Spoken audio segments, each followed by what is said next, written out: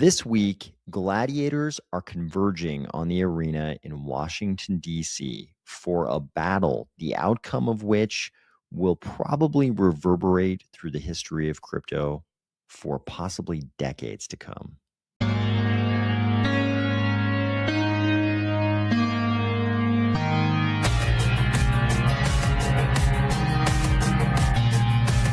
If the only reverberation you really want to see is the kind that results in things actually going well in crypto for more than a day at a time, or if you're finding value in these videos, please consider delegating to the Army of Spies DRep address and the Army of Spies stake pool, ticker AOS. All right, everyone, thank you for joining. Let's see who's here. Brody's here. Let's go. Thanks for joining, Brody. Thank you as always. Cardano's the best. Thanks for being here. Appreciate it. Donkey Net is here. Number 2. That's right. Brody beat you. Almost number 1 though. Tony Gamma's here. Says Coin Gladiators versus Coin Haters. Exactly. And it's all going down tomorrow as I'm speaking. But today, as most of you will be hearing this, not everybody live though, of course. Neo Chat is here. 4th. Yep. Let's see. 4th. Is that right? 1, 2, 3, 4. Yep. 4th. Hilldog is here. Let's fucking go. Let's go, Hilldog. Let's go. What is Freechov is here? Let's go. I'm ready to be entertained. That's right. Rulo is here. Hola. Thank you for joining. That's right. Cardano Rex Numorum. Hilldog says AOS. We're all grateful. Oh, thanks for saying that, Hilldog. I appreciate it, man. Appreciate it very much. Flyover Me is here. Let's go. Brian Packard is here. Good evening. Brown Beardo is here. Great respect to Charles for throwing down the gauntlet yesterday. Maybe we'll yep, absolutely. That is one of the tabs already set up. I think it's actually really important. I think it actually is really important. Symbolic, but important. Mission Zambius says good morning. Who's bullish? I'll let other people answer that question. I'm just not watching, says Pucky Hawk. My sanity is more important. Fair enough. J. Marie, are you not entertained? Let's go, J. Marie. Dr. Doke is here. Yes, let's go. Dr. Doke says, yo, gang, let's rock. Bindu Cam is here. Oh, Bindu Cam is back. Okay, nice. Thanks for joining. Finally made it to a live again. Brown Beardo says, I've got limit buys there and below. That way I don't have to watch. Yep. Okay, let's talk about projects. Joe Davidson's here. Hey, thanks for joining, Joe. Good to see you. Is the topic going to be the fall of the USD, much like the fall of the Denarius? So no, I mean we can touch on that. It's a little. I feel like all 788 episodes were kind of about the fall of USD because all of them were about Cardano, which is a hard capped cryptocurrency. So they're kind of all about the fall of USD. Not in a bad way for the US, just sort of the fall of of all the fiat currencies, and USD is the most prominent. David Pickler, thank you for joining. Hey, thanks for joining. Okay. So, we got a few more. Let's see. Chad's here. Chad says, guys, I'm scared. Hoochie says, goop. Tyson says, toon. Okay. Anybody need a Blackhawk? Yeah, we're going to talk about it. Okay. Before we get to a certain Blackhawk that sounds like it's for sale now, I think it's a good thing. Let's talk about all this. So we sort of, in crypto, we have to end up focusing on all of the weird procedural bureaucratic stuff going on. And it seems like it never ends and it never has an effect. And if you're looking at it from day to day, you never notice when big things are actually happening because there's so many little tiny things. The SEC said this, the CFTC said that, the Supreme Court may rule this way, the White House is saying this, in the EU, this entity said this, in Japan, the Bank of Japan said that. And when you're getting this like constant feed of all of these things, all of which, I would argue have some impact on crypto. When you see them all every single day, you sort of forget that things are happening. We're just looking at them in such fine grain detail. You don't realize when things are actually clipping along pretty strongly in a certain direction because you're just seeing these little tiny incremental gains in that direction. But I think what's happening this week is actually pretty big. things are coming to a head. The crypto people, you may like or not like who the particular crypto people are. You may think they're a good representation of crypto or a bad one. But what we know for sure is some crypto people are sort of being forced by the White House to meet up with some bank people.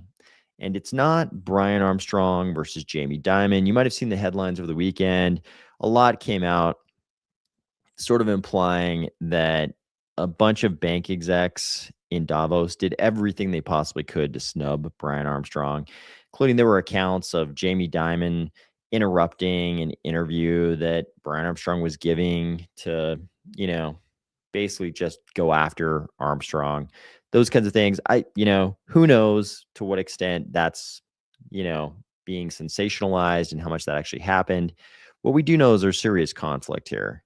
There's, as we've covered on this channel, there's a huge amount of money to be lost by the banks if they lose those accounts, if they lose the accounts, because stablecoin providers offer a greater yield, or just anywhere in crypto offers an equally convenient, much higher yield. There's a lot of money to be lost by TradFi. This is not a minor battle. This is not a battle they think they can, just sort of give up on and lose. This is a little bit existential for TradFi. Not that TradFi would go completely away if stablecoin yields took some huge amount of the account market, but TradFi would be different. If that was gone, TradFi would be a different place. So this is a little bit of an existential battle for them. Hilldog says it's in almost no one's interest for USD to fall, so likely propped up for the foreseeable. For sure. I definitely agree with that. I don't think we're going to wake up on any morning soon and find that USD is no longer in wide use globally. I don't think that's in our immediate future, but crypto was definitely created because Satoshi was sick of the manipulation of central banks around the world, and USD has obviously not been immune to that. So that's going on too. But let's jump into what's going on this week. So this is what we saw. Apparently, this was the Wall Street Journal's headline this weekend.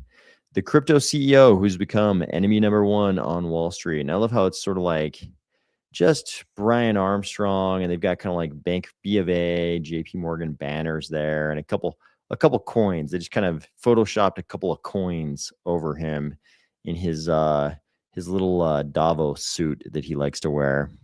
But enemy number one on Wall Street, I think for good reason too. I think, if you were any of these entities, Brian Armstrong is the Grim Reaper coming for the easiest money you'll ever make. And that's offering account holders 0 to 0.5% when you know damn well you can get 3.5+%. So this is interesting.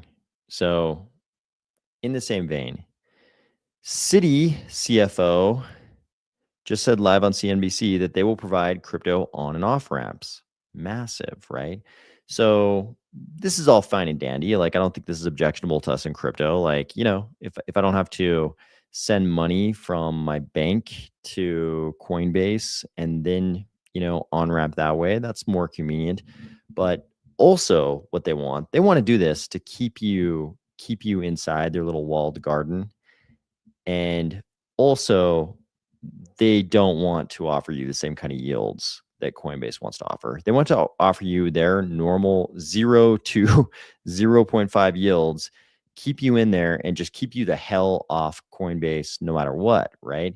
But a lot of questions. They say things like this will be your crypto on and off ramp, but you got to ask the question, is this going to be sort of like the early PayPal being involved in crypto days when it's sort of like this walled garden and, their wallet is the only wallet. You can't really send your crypto off. Obviously, they would prefer that.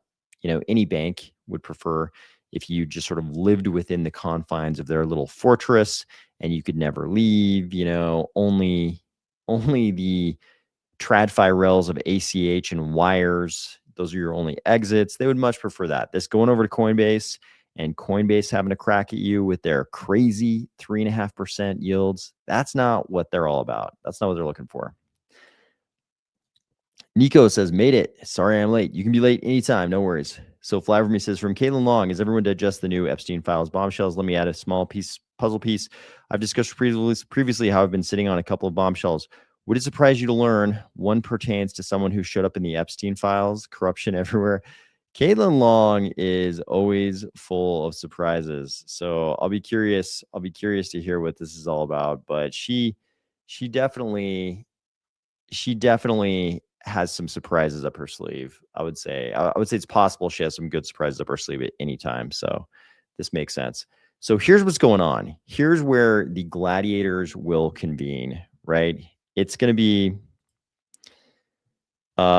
so Brown Beardo says, I'd be shocked if the city on-ramp works any differently than how you're laying it out. Yeah, I mean, it's like they have every interest in the world. And it's like they're not trying to seduce us crypto people into opening city accounts, right? That's not what they're doing. They're trying to keep their current account holders from being Coinbase account holders, right? It's like it's not us they're after.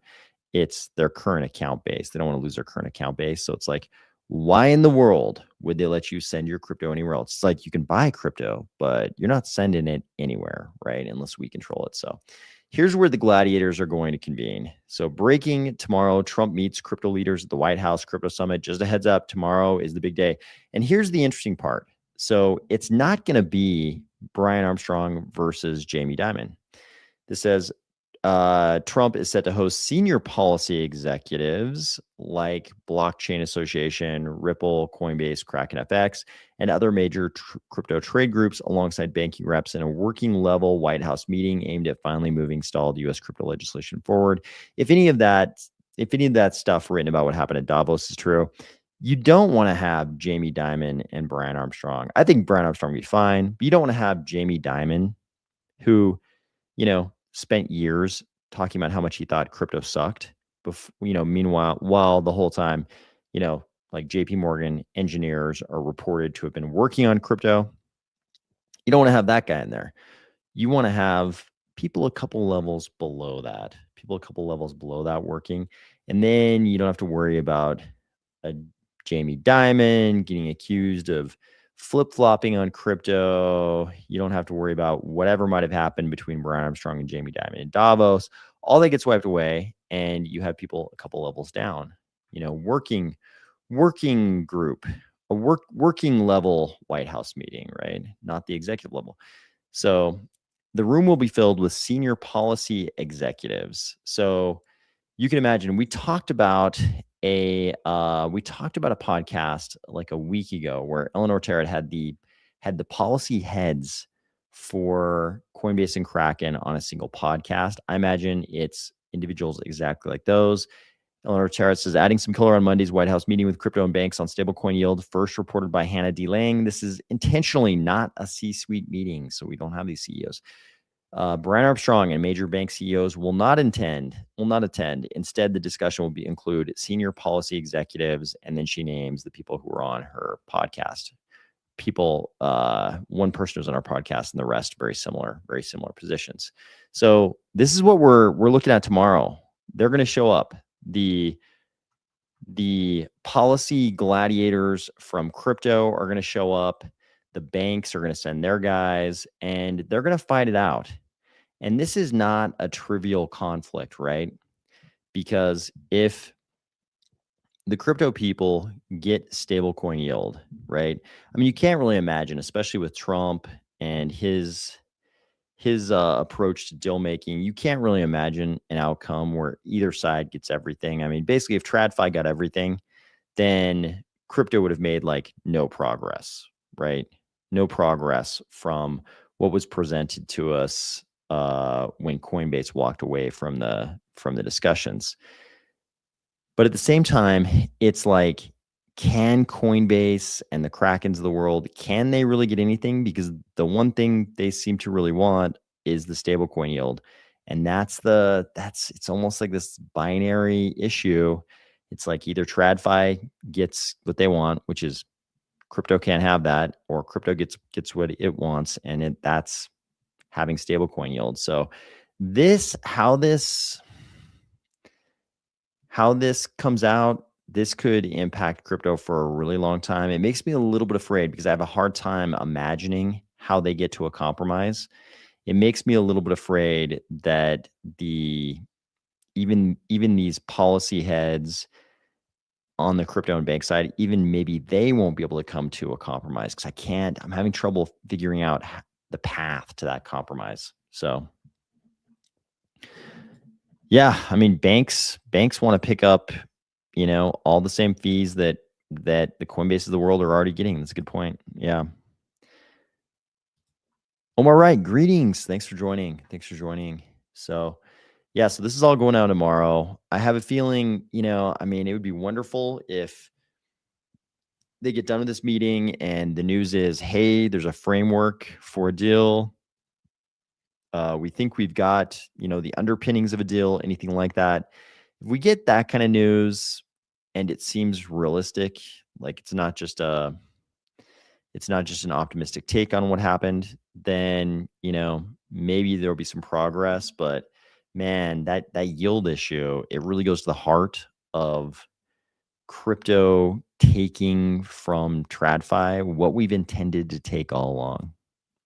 So we also had this happen at the end of last week. So it's not exactly the kind of environment where it feels like we're going to make sort of like, lightning speed progress on all this crypto policy stuff. I think everybody was kind of hoping, we could, see a little bipartisan effort, the two sides working together, just get some things done that really shouldn't be partisan to begin with, like crypto, and not deal with all the normal partisan politics. But what we're getting is, midterm year polarized partisan politics again. So Peter Shoup says October 2026 will be the lowest. Could you agree? We need to load up hard around. I have no idea when the lowest will be. I don't think anybody else does either, because nobody ever predicts these, very few predict these big liquidation events like we've experienced this weekend. So the fact that nobody ever predicts any of these with any accuracy tells me that nobody can really predict them in the future either. Jordan for America, thanks for dropping by, and thank you for tuning in during your commute. Appreciate that. So speaking of liquidation events, so apparently this weekend was the 10th largest single day liquidation event in history. I think we've all gotten pretty numb to all this stuff, as you can see from the memes that are coming out. This kid is tired of living through these major historical events. Homer reminds Bart, this is the 10th largest so far. We've got this, which seems appropriate. Also this. I think we're all a little bit tired of these historic events. Yeah. I think we're all a little tired of these historic events, and people have already bought a lot of dips. So now we'll talk a little bit more about, so that's what's going on, kind of the overarching issues going on in crypto in general. I think those are the most important things going on in crypto, but we also have some pretty exciting stuff going on in Cardano proper. So we're going to hit that now. So the biggest thing, the thing that everybody was talking about on Thursday and Friday was obviously this. So we knew we gave the Pentad a bunch of money, tens of millions of ADA, to go out and try to get us a bunch of things, but probably paramount amongst those was a tier 1 stablecoin. Then we got the news from Charles. The tier 1 stablecoin was USDCX. People had a lot of questions. What the hell is this? So we found out it's kind of this new product from Circle.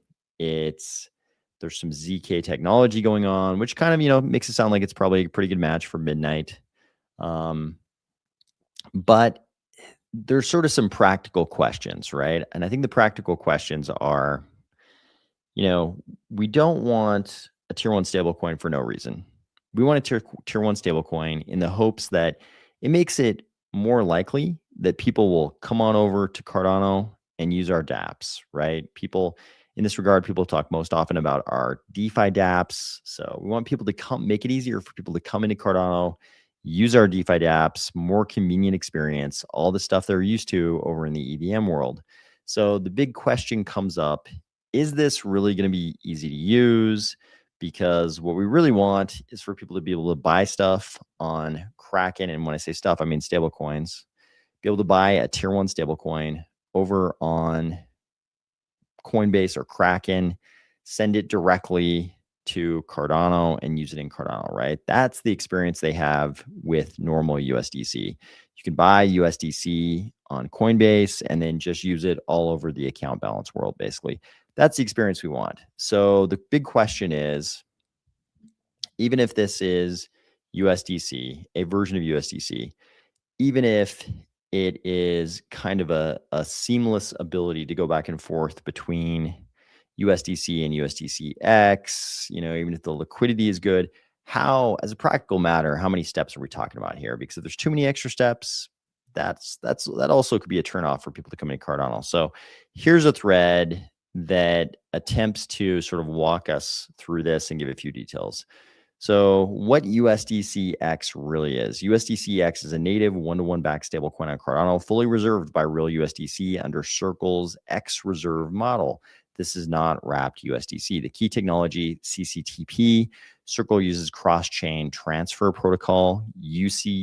So first, he's going to take us through the process of going from Cardano back across. So he says USDCX is burned on Cardano. Native USDC is minted on the destination chain. No bridges, no custodians. Coinbase supported networks. You can receive USDC on Coinbase via Ethereum-based Polygon, Solana, Avalanche, Optimism. What you do on Coinbase, click receive, select USDC, choose the network, copy the deposit address. That's going to sound pretty familiar. If you've ever sent coins to Coinbase, you understand this is the process.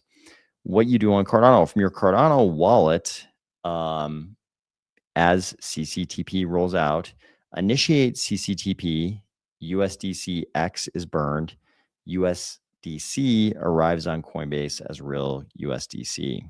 So that sounds pretty good, but again, it's a question of whether it really looks like that once it hits the ground, right? If it's really something you're just doing inside your Cardano wallet, you're just hitting a button like, hey, let's use CCTP, and your USDCX gets burned, and over on the Coinbase side, you get USDC. That sounds pretty seamless. That sounds pretty seamless. But again, let's see what this actually looks like when we're actually using it. So, okay. BindoCamp says, all I know is ADA under 30 cents is going to drain my bank account. Yep, pretty wild. Peter Shoop is looking for wilder numbers. D.U says, history is made every day, and the like is also smacked every stream. Thank you. Thank you. Appreciate that. It would be nice one day to have a big, clean partnership announcement of Cardano that doesn't have 2 or more asterisk disclaimers attached. Yeah, I mean, I think what we all wanted was just, use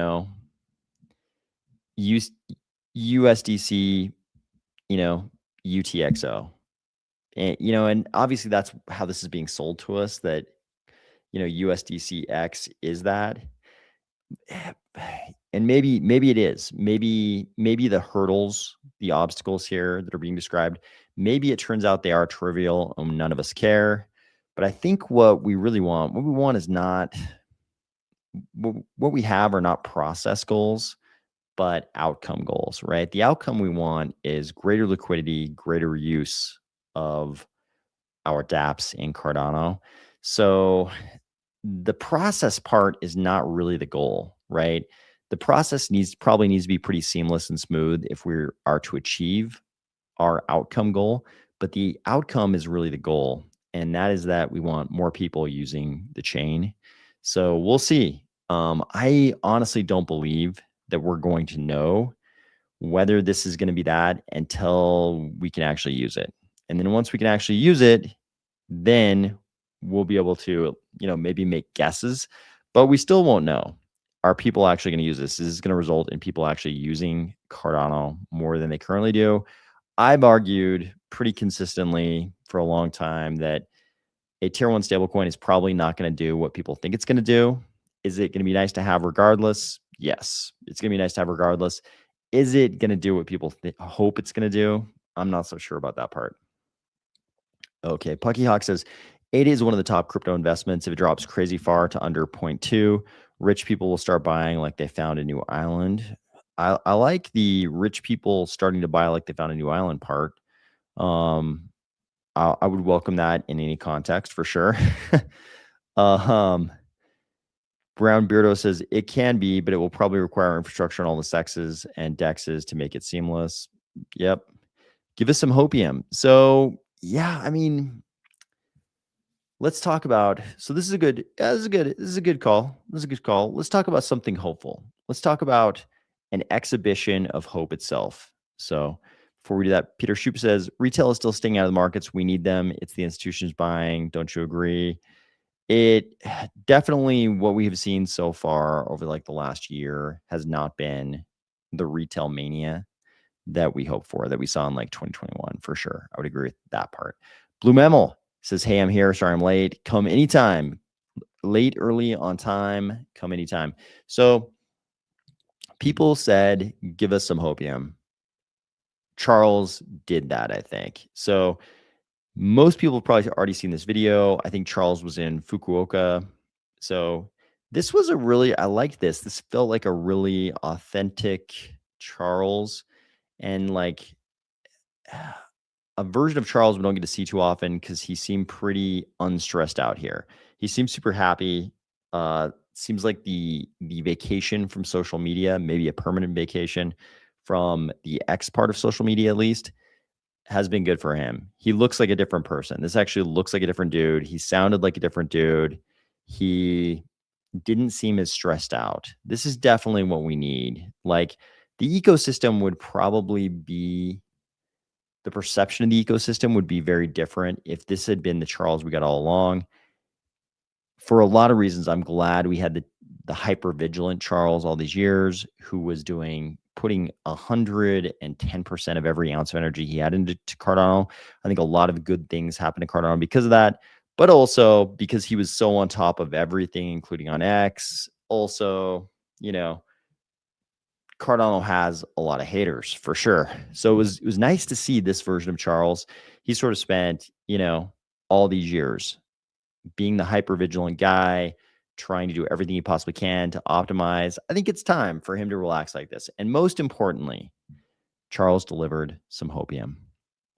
He said, hey, he's been saying for a while, hey, it wouldn't, it wouldn't be the worst thing in the world if I lost all my money. If I went broke, if I was broke again, it wouldn't be the end of the world. This would not be the worst thing that could possibly happen to me. And he's putting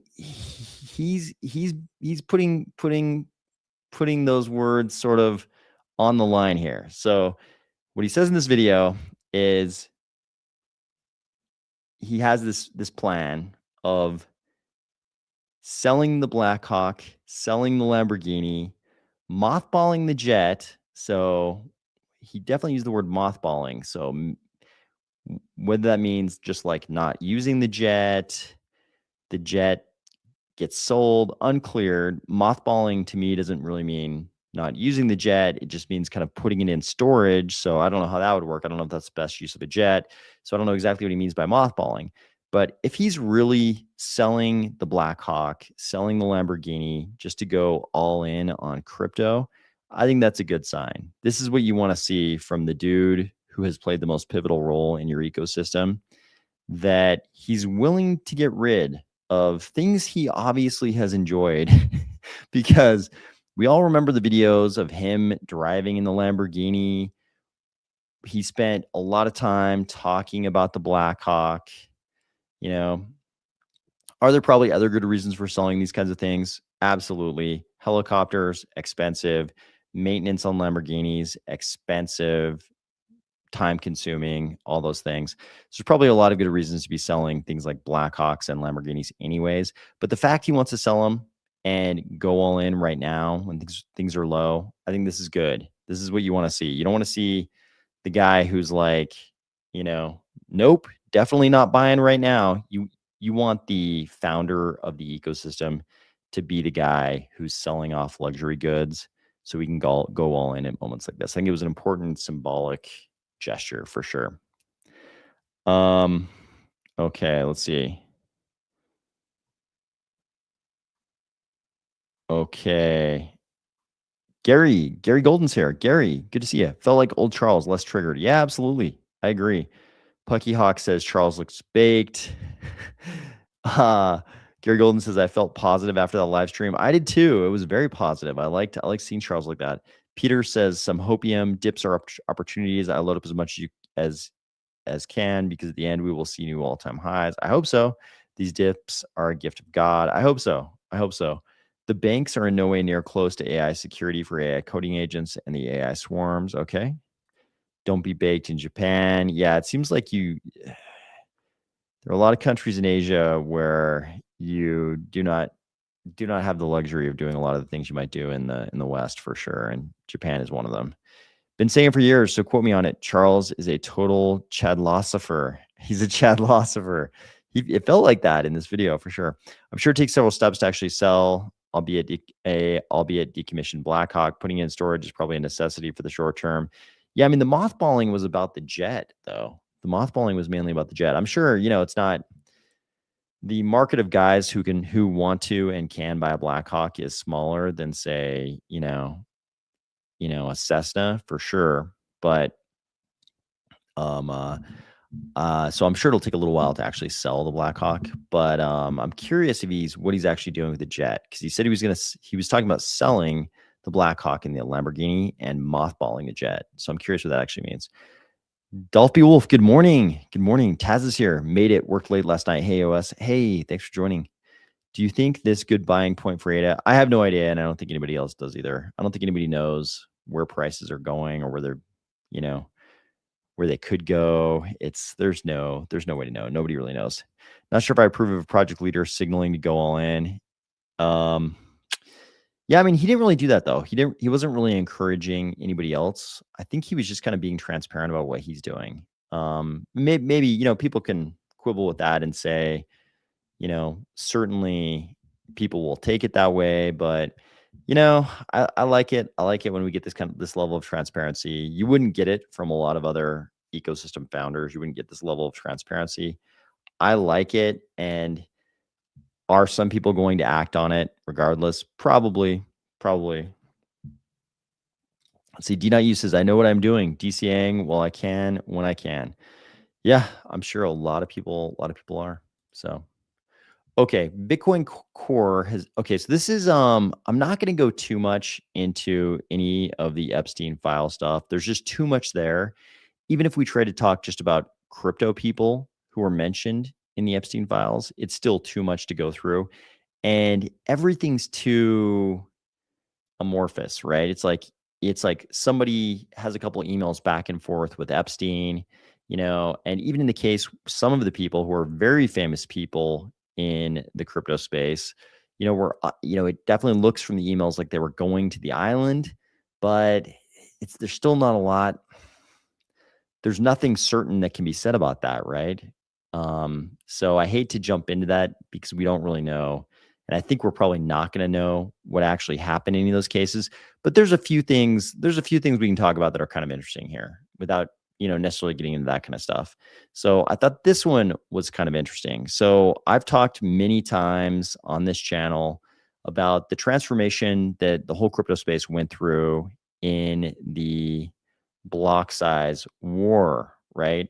A lot of people, myself included, were really hoping the big blockers would win so that Bitcoin would continue to be used as money, right? I've said before, people used to pay me in a little brick and mortar side business I had in Bitcoin. They would actually pay, small amounts of money for things in a brick and mortar business. It was normal and it worked, And after the block size war, that was no longer a thing. We definitely lost something. And you can argue, the small blockers definitely argue we gained something.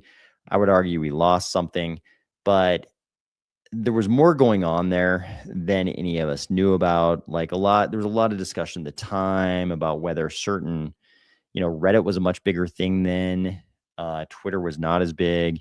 So there's a lot of discussion about whether certain Reddit moderators, I won't name the one that was discussed the most, some of you might remember, but certain Reddit moderators, whether or not they were on the payroll of the organization that would have benefited most from the small blockers winning, and whether or not that resulted in a lot of censorship that really shaped the contours of that debate. To me, it definitely seemed like those things were probably true. But there's a bit of discussion of that time period and some things kind of going on behind the curtain in the Epstein papers, like this one. FYI used gift funds to underwrite this, which allowed us to move quickly and win this round. Thanks. So this is Epstein, right? Sending some emails. Looks like this one.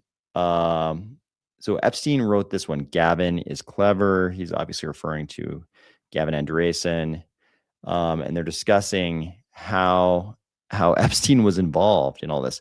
The way that so down here below, the way that Bitcoin is organized currently is that there are 5 core developers and around 100 contributors to the core code. The 5 core developers are like Linus Torvalds of Linux. They decide what changes are made to the core code. One of the 5 is the lead developer, Vladimir, and one is the chief scientist, Gavin. Gavin, Vladimir, and Corey, an important contributing developer, were being paid out of a nonprofit organization called the Bitcoin Foundation. So this was a huge part of this whole civil war when Gavin's commit authority was pulled. I remember the day that happened. A few weeks ago, it blew up when one of the board members declared the foundation bankrupt. And they give the bitcoinfoundation.org forum thread address. Many organizations scrambled to step into the vacuum created by the foundation and take control of the developers. We moved quickly, talking to all the various stakeholders, and the 3 developers decided to join the Media Lab. This is a big win for us. We've talked about the role of the MIT Media Lab in the past. Of course, Epstein famously very involved in elite institutions in Cambridge, right? So this doesn't come as a huge surprise. So this post is Bitcoin Core has been captured since 2015. 5 core developers, 3 of the developers joined the Media Lab. Big win for us. Take control of the developers. So, this was not something that was known, at least to me, or that I saw anybody else having any knowledge of prior to the release of these files. But this is kind of an important footnote in what was going on back in those days.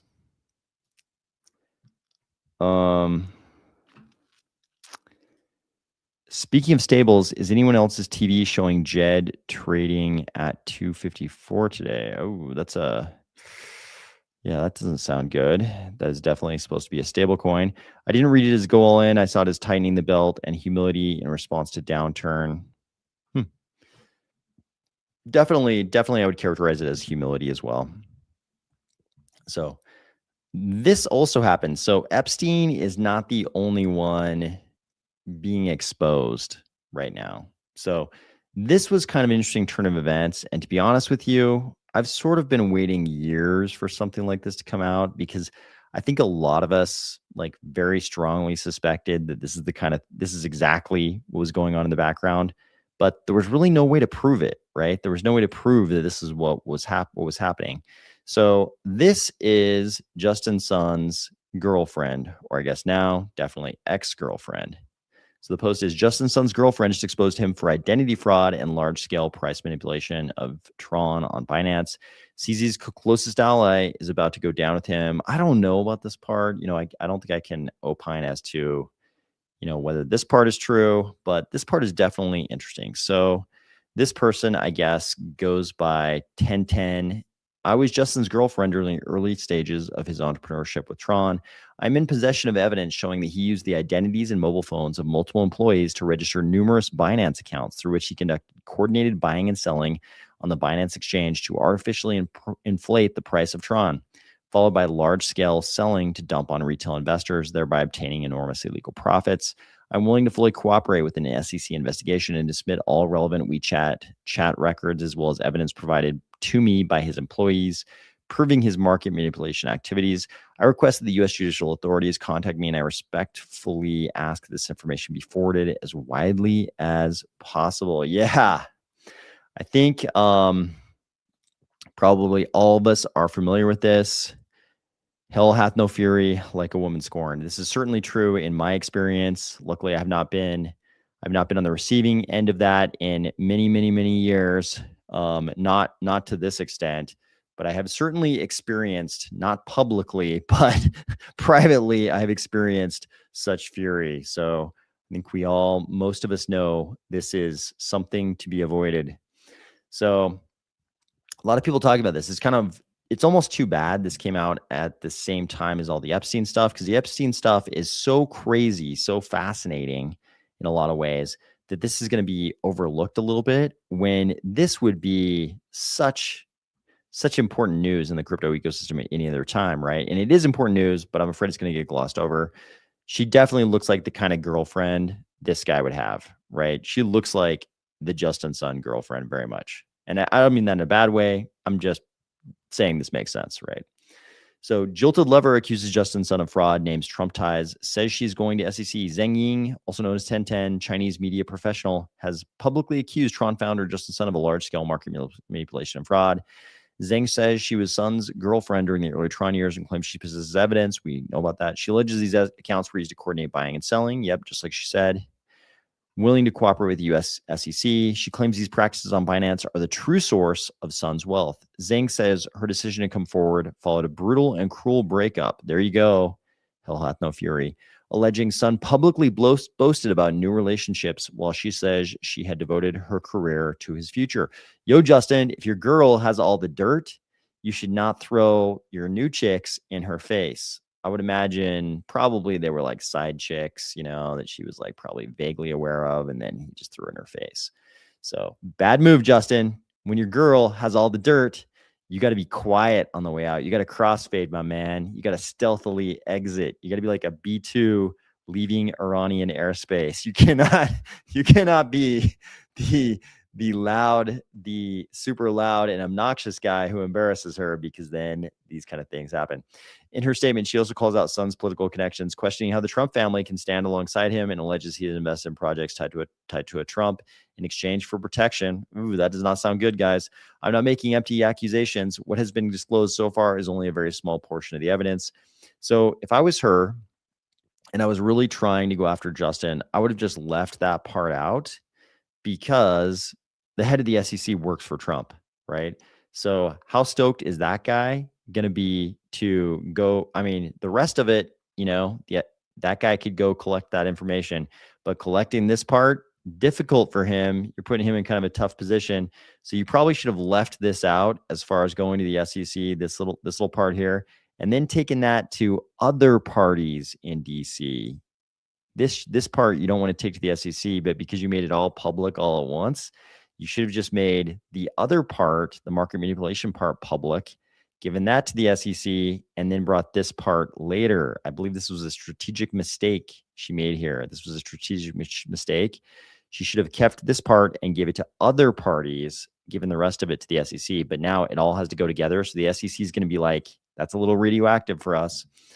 So I'm not saying that's a good thing, but I'm saying, political reality, that puts the SEC chair Atkins in a difficult position. Zhang says she's aware of the personal risk of speaking out, but has chosen to report everything to the U.S. Securities and Exchange Commission. So obviously, as us being like normal people in crypto, we want her to come out with all the stuff. We want to know, because we want to know what's going on. If this part is true, we want to know if that's the kind of corruption that's going on. We want to know about it. I'm just saying, if she wanted to very effectively go after her ex, this is probably should have been 2 different steps, and this should have been step 2 that came later. So she said other things, though. She got into the mechanics of how the market manipulation was actually working. She says, I have a substantial amount of evidence, and what has been disclosed so far is only a very small portion of it. Justin used the identities of multiple employees based in Beijing to operate accounts on the Binance exchange, through which he manipulated the market. At the end of 2017 and beginning of 2018, he carried out aggressive and large-scale cash outs. The insider trading and predatory practices involving Tron on the Binance exchange are the source of his wealth. So we know that part. Here's where she gets into a little bit more of the mechanics of how this actually works. So she says, in response to my report, he disseminated a large amount of false information and malicious defamatory content targeting me through Chinese language KOLs with whom he has maintained long-term cooperation. A significant portion of KOLs in the Chinese crypto space are in fact anonymous signal. Here's where it gets interesting. Signal calling accounts. They work closely with project teams to release so-called calls when a price pump is nearing its end. Once these calls are issued, large number of retail investors buy in, after which the project teams begin dumping and harvesting profits. For those of us who've been around crypto for a while, like we know this is how this works because we see them doing it. We just can't prove that's what they're doing, but it's pretty obvious that this is exactly how it works. Many projects founded by Chinese founders operate in exactly this way. These KOLs typically sign annual framework agreements and non-disclosure agreements with project teams with fees ranging from 100 USDT to 20,000 USDT per post or collaboration. When a project or its founder encounters a public relations crisis, these KOLs hide behind anonymous accounts to smear, discredit, and frame those who speak out. Meanwhile, countless retail investors are driven into bankruptcy, left with nowhere to seek help, and subjected to further humiliation on top of their financial losses. I mean, this is how the whole meme coin casino thing worked, right? We knew this is how it worked. Not just in China, but in the West as well. This is how it all works. By contrast, these KOLs make enormous profits through PR fees, insider information, and commission kickbacks. They have formed a symbiotic ecosystem with exchanges and project teams. Retail investors, the most vulnerable participants of the system, are completely excluded, left isolated as targets of deception and exploitation. Gossip about me is not particularly important. It is far from more important to focus on the main issues. Smart. Good play by her. Many people are curious about how he was able in 2018 to transform himself from an unknown entrepreneur into a centibillion level billionaire. As a result, the Chinese internet has produced countless analyses of his early words and actions, attempting to find evidence of his so-called genius and to recreate his success. In reality, the entirety of his wealth originated from harvesting the cryptocurrencies he himself issued. Through media hype and publicity, he increased his visibility and attracted attention, drawing more retail investors to spend real money buying the digital assets he issued. In many cases, project teams even collaborated with capital pools and Ponzi-style operations to artificially drive up token prices, jointly harvesting retail investors and then splitting the profits. With those capital pools, he arranged for his employees to use their own identity documents to open accounts on the Binance Exchange, complete KYC. By harvesting retail investors, he achieved his leap in social and economic class. There were no forward-looking ideas, no theories worthy of admiration. His success was built solely on ruthless harvesting again and again, and on an insatiable, bottomless greed for money. You know, I hate to say it, but we could say this about a lot of people in crypto. This is how the whole meme coin thing worked, unfortunately. And, you know, Tron wasn't even a meme coin, but those guys learned. The meme coin guys learned from what happened before. So he appointed Wang Bingyu, the company's chief steward, to coordinate with employees. After employees provided their personal identification, Wang Bingyu registered accounts on exchanges. These three individuals were responsible for selling the project's issued virtual assets through these exchange accounts. The following individuals are all his employees. And I'm not presenting any of this as fact. I'm just repeating what she's claiming. I'm just reading what she's claiming. The following individuals are all his employees, their identity information, email accounts, exchange accounts, credentials. And then she goes through and lists, you know, a whole bunch of people. Look at this, all kinds of people. And she goes on to discuss it. This is Scorched Earth is right. She's laying out all the info here. So Frazik says, realistically, under the current administration, the SEC isn't going to investigate a big Trump donor. Exactly. Yeah, exactly. We'll see. I mean, this might be, we'll see what happens. You know, we'll see what happens. So if the Democrats, you know, the Democrats are going to see this and they're going to bring this up. I mean, this is going to come up. I mean, this could come up in congressional hearings. So, you know, we'll see what happens. If the Democrats are smart, they will leverage this. So we'll see what happens. Okay, so there's a lot going on, not just Epstein this weekend. There's a lot going on, and it's probably, there's going to be a tail on all this. There's going to be a tail on the Coliseum gladiator battle that's happening between crypto and banks this week. There's going to be a tail on this Justin Sun thing, especially as it relates to the claims of corruption with the executive branch. Like, all this stuff is going to play out slowly. It's going to take like this week for everybody to go through what she's saying, figure out if there's any legitimacy to it, figure out if anything can actually be proved. And then people will start trying to leverage that. Obviously, the opponents of the executive branch are going to leverage it against the executive branch. The executive branch is going to see, to what extent they're going to come up with a strategy to try to act on it. If it's established that it's true and it can't be ignored, they're going to figure out how to act on it without, implicating any wrongdoing on the part of the executive branch. Or people, related to people in the executive branch. So this is going to be tricky. That particular issue is going to be kind of tricky. But while all of that's going on, while the tail on both those things might be longer tails,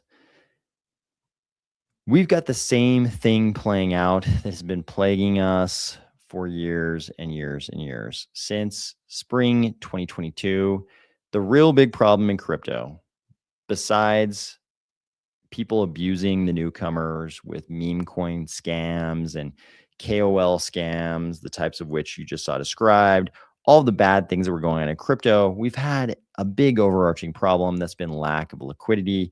Here's Raoul Paul, not a friend of Cardano, and he's been wrong before, but I think he is right about the importance of liquidity to the crypto markets.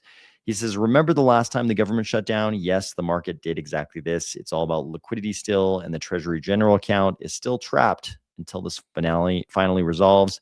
Meanwhile, expect more ugliness. The beatings shall continue until morale improves. Definitely, I think we can all associate with that last remark. That is how it feels, unless you're DCAing and then you love it.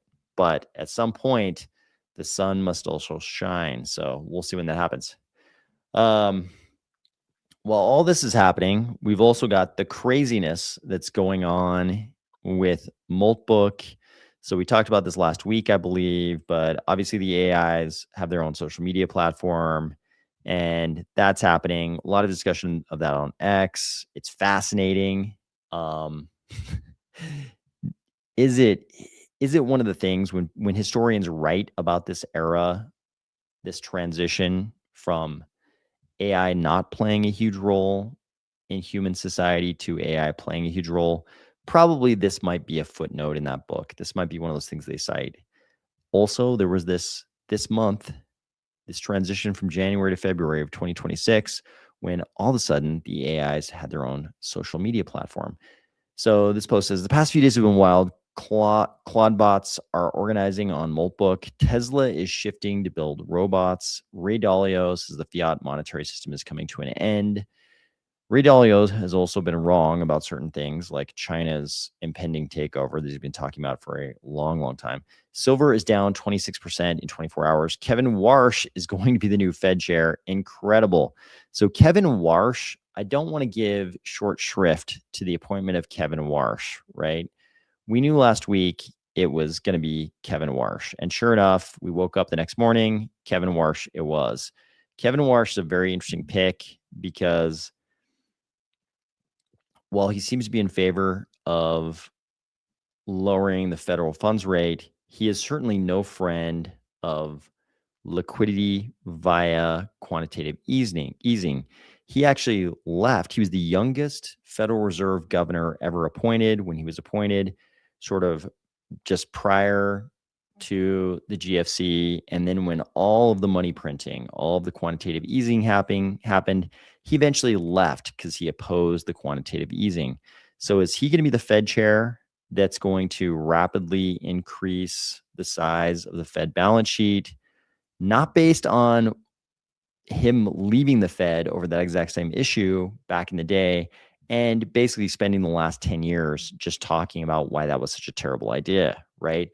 Interesting pick. You would think that Trump would pick someone who would be solely focused on juicing the economy so that he can do better in the midterms in November. Kevin Warsh in favor of maybe lowering rates, but he is not the guy who you would necessarily pick if your goal was to get the Fed to increase the size of the Fed balance sheet. So what we get out of Kevin Warsh, not so sure, but looks like we're going to find out in May. So Okay, this is kind of interesting. So it's probably pretty fun to be Michael Saylor when you get to talk about Bitcoin being like a hive of cybernetic hornets, do all those little podcast appearances. That's probably pretty fun, but right now might be a little bit less fun. So let's hit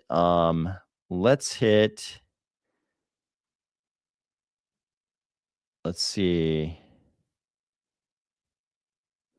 Let's hit some comments. Brown Beardo says, seems to be like this is more a story about what a woman would ignore so long as she likes you. Yeah, I feel like if you are a centabillionaire, probably, a lot of girlfriends, especially ones who are kind of like, what did she brand herself as? A communicator or something, like kind of a KOL, whatever she called herself, like that, a lot of girlfriends probably wouldn't say too much about their billionaire boyfriends, activities in that regard. But a woman scorned, or pretty much any person scorned, I think.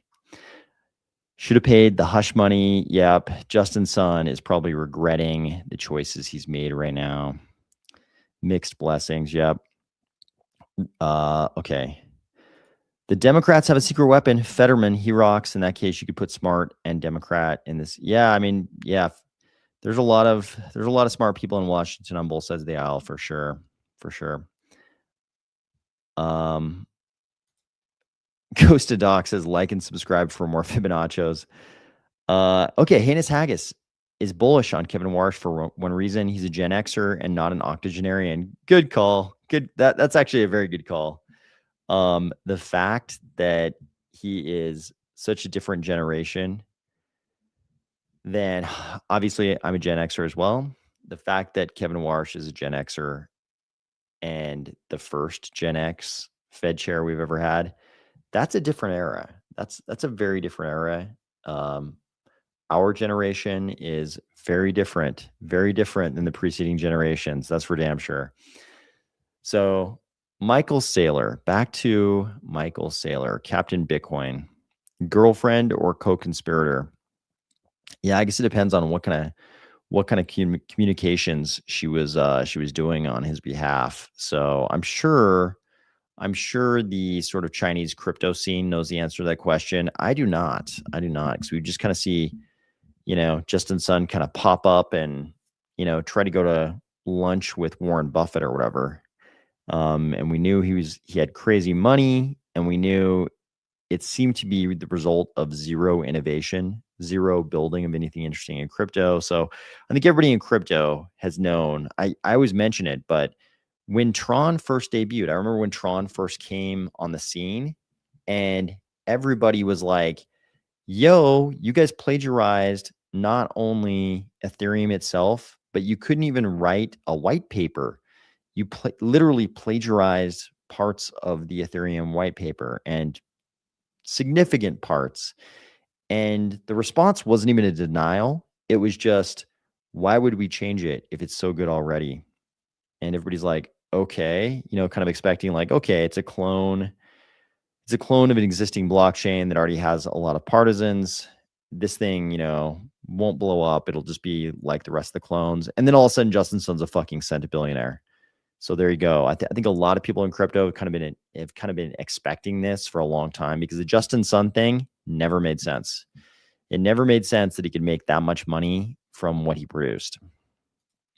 Pucky Hawk says Gen X in the right house this time. Yep. Omar says definitely in the know. The girlfriend. Yeah, I mean she obviously has the information now, and she's not claiming she got it after the fact. She's definitely making it clear she knew. So she is pissed. The girlfriend is pissed. So Michael Saylor. So it's kind of interesting. Probably fun to be Michael Saylor during the good times when everybody's hailing him as the god of investing. But at times like this might be different. So Michael Saylor has officially wiped out all of his gains on Bitcoin and is now sitting at a net loss. So I haven't verified this, but it seems about right given how bad prices are right now. Seems believable, at least. At one point, he was up around 10 billion, but now facing a major loss. Well, that definitely sucks. Definitely a big reversal. Flashback to 2000, he was ranked the #1 biggest loser of the entire dot-com bubble, losing more money than anyone else on earth. History seems to be repeating itself. Yeah. Yeah, this is difficult. Welcome back to work, Diamond Hands. This is how a lot of us feel right now, for sure. For sure. But also, if you've already been through this like 3 or 4 times, you're used to this feeling. You're used to the memes. You're used to the welcome back to McDonald's images. This is all just a part of crypto at this point. So let's talk a little bit about some of the great things about crypto. When prices are bad, when the markets are bad, it's good to remember what we're all in this for. And this is part of it, right? We talk about crypto being hard to censor, right? We talk about crypto being hard to confiscate. But with some other assets, they don't even really have to confiscate it. They just sort of lock you out of it. So here's an example. FTX level fraud. Chinese gold platform freezes 19 billion. Investors locked out. This platform, Rui, has frozen 19 billion in customer assets, blocking withdrawals and metal delivery. The firm offers just 20% compensation. The owner claims he was set up. Certainly, if these are actually investors in this platform, they do not seem happy. They do not seem happy at all. But this is one of the things about self-custody, right? It's like you can imagine, having just watched us go through the meme coin craziness, you can imagine if somebody was able to start a platform like this in the US, you could imagine 19 billion worth of investor funds ending up on that platform. And you could also imagine the owners of that platform somehow rugging. And in a system where you don't necessarily have rule of law when these things go down, you know, self-custody suddenly becomes the most important thing in the world, right? With your ADA, if you have your little ADA lobsters on your hardware wallet, on your hardware device, this can't happen to you. No one can lock you out of those assets. So I think the self-custody feature in crypto is easy to forget about when gold and silver are doing such crazy things. But then when you see stuff like this, you remember there's a reason. There's a reason crypto was invented. Okay, onto the IR front. Onto the IR front. So we're kind of in the mist. We're kind of in the mist on the Persian Gulf tensions right now. So last week we were seeing reports like this. We knew that MBS's brother, Khalid bin Salman, who's the head of the Saudi Defense Ministry, was in Washington at the Pentagon and also the White House, if I remember correctly. So what we didn't see was the result of that. So this report says Axios reports that there's been a reversal in the Saudi position on the U.S. striking the Islamic regime in Iran. KBS said in a private briefing on Friday in Washington that if President Trump doesn't follow through on his threats against Iran, the regime will end up stronger. So this is the exact opposite of what MBS had been saying. Just what was it, like a week earlier? He was saying the U.S. won't be allowed to use Saudi airspace. The Saudi government doesn't necessarily think it's prudent or wise to attack Iran. Not in so many words, but basically conveying, skepticism of the wisdom of a U.S. strike on Iran. So this is moments later after Khalid bin Salman issued this statement that definitely cut against what his brother, the Crown Prince, had been saying. Moments later, it was announced the U.S. had agreed to sell Saudi Arabia Patriot missile defense interceptors and associated equipment worth $9 billion. So obviously, if there is going to be a strike on Iran, the one thing that everybody on the Arabian Peninsula is going to want, if they're going to end up in Tehran's crosshairs, is missile defense. So it sounds like, he kind of walked back what his brother said. And also at the same time, he's like, better sell us some Patriots. So this, would be an indication that we are going in the direction of direct kinetic hostilities. So, and the continued buildup of forces also is indicating that's where things are going. Many Middle East developments of the past week, additional strike assets en route, F-35s, EA-18G Growlers in CENTCOM, NSA Bahrain cleared out, all forward deployed ships, littoral ships, and U.S. Coast Guard cutters underway, deploying THAAD batteries and Patriots, movement at Diego Garcia, which I talked about. I talked about the importance of Diego Garcia in a thread like a week ago or so. A lot of buildup. You can see this chart has gotten bigger. This is a chart that attempts to sort of give you an idea of just like the number of cruise missiles that are available on some of these vessels, and the buildup just continues. This doesn't look like we've reached a peak and they're taking their foot off the accelerator. This looks like continued buildup, even more assets flowing into the region. No matter how you measure it, no matter what sort of metrics you try to use to measure this, U.S. Air Force tankers dragged 6 F-35As, 6 18G Growlers to do the electronic warfare. They're just pushing more and more assets into the region. So sort of no matter how you try to measure it, more and more assets are just pouring into the region. And then we see this. So it's kind of interesting. We see assets continuing to pour into the region, and then we see Trump very much doing his art of the deal thing, right? So reporter, sir, on Iran, the supreme leader said today the U.S. attack could spark a regional war. Do you have any response to that? Why wouldn't he say that? Of course he's going to say that, but we have the biggest, most powerful ships in the world over there, very close, a couple of days, and hopefully we'll make a deal.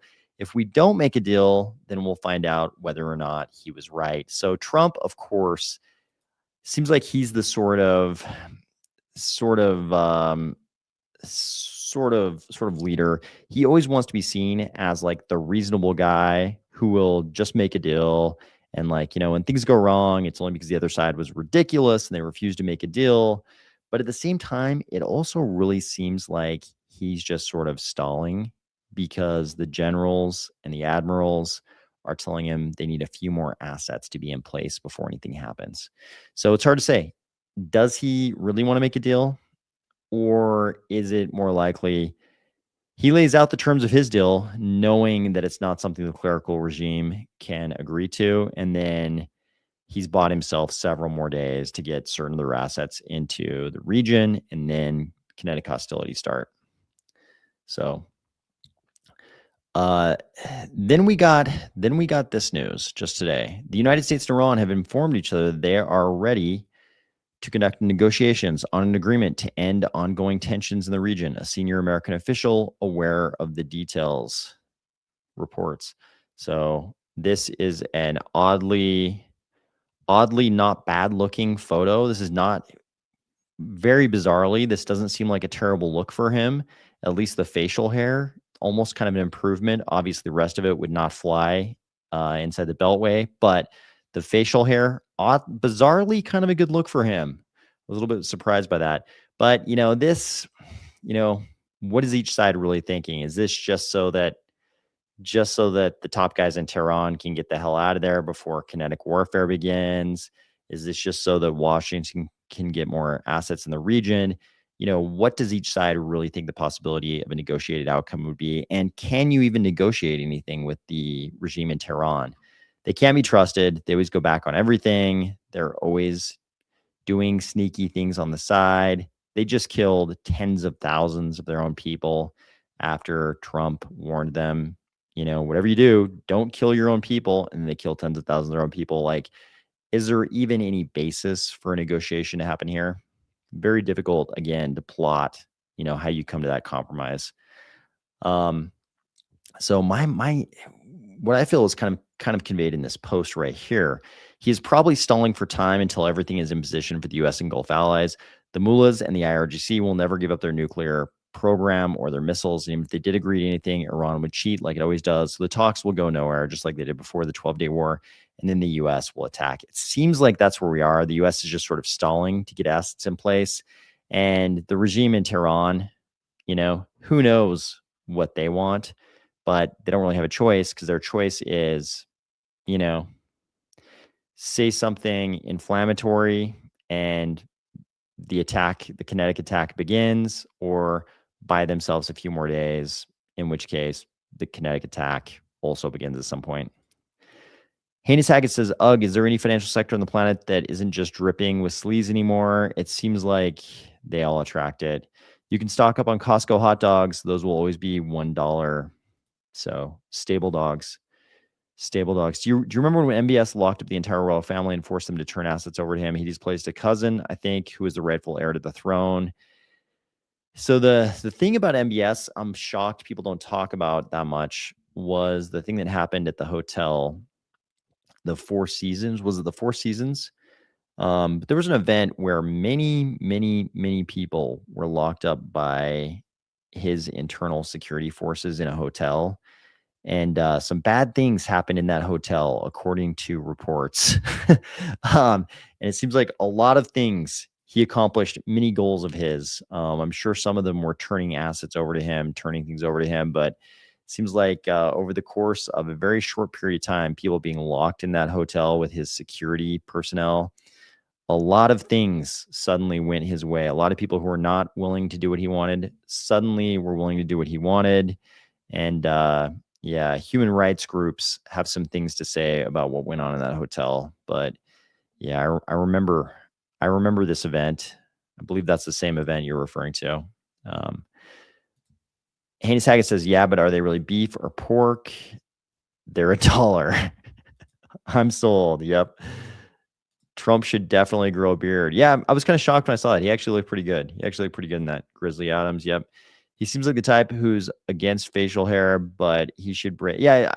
Apparently, I'm always told he's a germaphobe. So it seems like a beard is not exactly may not be the first choice of a germaphobe for sure. The hotel had an indoor ski slope. Yeah, man. Wild. The things that have gone on over there are very wild. But I think this is about all the news. We've kind of been in this weird holding pattern. It's like ever since things started happening in the Middle East, which obviously, because it's the Persian Gulf and, basically the world's most important resource, huge portion of it flows through the Persian Gulf, through the Strait of Hormuz. Obviously any kinetic activity over there has an impact on the shipping of that oil, has a huge impact on all the markets, including crypto. We've sort of been waiting to see what was going to happen there. And at the same time, we're waiting to see what happens with the Clarity Act. At the same time, we're waiting to see how long the government shutdown will be. A lot of things going on right now. So we've kind of been in this weird holding pattern. Meanwhile, crypto just suffers. We're getting like pounded over here. So hopefully night will break. Hopefully dawn will break soon, and we'll have sun on our faces once again. I hope that something is coming to us. But I hope everybody had a good weekend. You might have been able to tell tonight I'm a lot sleep deprived, very sleep deprived. So thank you for bearing with me tonight. But I'm hoping this week is the week we finally feel the beautiful, glorious warmth of the sun on our faces again. But we'll see. The good thing about Cardano and crypto, we've been through this a lot of times. So we're going to survive once again. I'm convinced we will once again be in that good place. But until then, we've all done this before, and we'll all be okay. But this is another week. Hopefully this is the one where things start changing. So Omar says their leaders have longer beards. True. Thank you. Have a nice night. You too, Omar. Hope you have a nice, you have a good one. Binocam says load up while people are freaking out. Cheers. Have a good one. Have a good one all. Don't look at the charts and touch grass. Good advice. Hodl peeps, stay fly. Says D not you. Hilldog says peace out, brother. Thank you for joining. Herrick says, survive till when? That's the part we don't know. That's the part that makes it so hard. No one actually knows. Anybody who tells you they know is probably lying, in my opinion, because nobody called 2025, right? Nobody was like, here's how 2025 is going to play out. The same number of people who did that are just the statistical distribution of the same people who would be saying that in any given year. So nobody really called it. See you again tomorrow. Yep, see you again tomorrow, Brown Beardo. I will be here. Hopefully everybody can come back. It's going to be a long, long time before rich people buy any kind of crypto. Want to know why? I think there's a lot of reasons. We've definitely talked about a lot of different reasons why that's been the case so far in 2025. So I don't think any of us would still be here if we didn't think better days were ahead. So I definitely feel that way. You know, what kinds of people are involved with that? We'll see. I don't think anybody can really tell the future. But crypto is definitely hard to kill. Crypto's been very hard to kill. Um, the eulogy of Bitcoin has been written about 797 times. It still hasn't died. Cardano, they are planning our funeral every single day since 2017. Cardano still hasn't died. So I think we're going to be okay. I think we're going to be okay, but nobody can really tell the future. So we'll see. We'll see how it goes. Omar says the markets can stay irrational longer than you can stay liquid. That's true. That's true. No one believes in Trumps anymore. Yeah, I mean, well, that administration is going to be in Washington. Unless something very weird happens, they're going to be there for some more years. So they're not going anywhere yet. So we're going to be this is what the news is going to look like for the next couple of years, whether anybody thinks that's the case or not. So anyways, I hope everybody had a great weekend. Hopefully this week things get better for us in crypto. But in any case, I'll be back tomorrow and I will talk to you soon.